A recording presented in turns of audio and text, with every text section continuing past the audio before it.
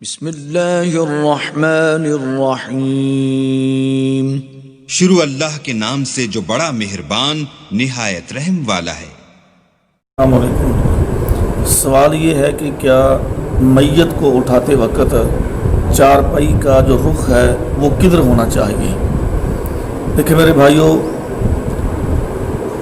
مجھے تو احادیث ذخیرہ کے اندر ایسی کوئی صریح مرفوع روایت نہیں ملی کہ جس کے اندر اس چیز کی وضاحت ہو کہ رسول اللہ صلی اللہ علیہ وسلم نے یہ فرمایا ہو کہ جی جو میت ہے اس کا جو رخ ہے چارپائی کا وہ قبلے کی طرف ہونا چاہیے۔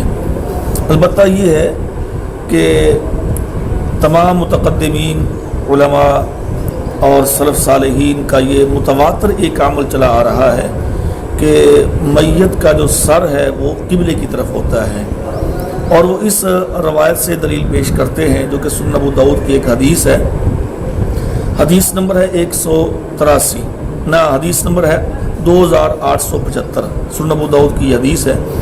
تو وہ اس سے یہ استدلال پیش کرتے ہیں کہ اس میں رسول اللہ صلی اللہ علیہ وسلم نے فرمایا ہے کہ تمہارے زندہ لوگوں کا اور مردہ لوگوں کا جو قبلہ ہے وہ بیت اللہ ہے۔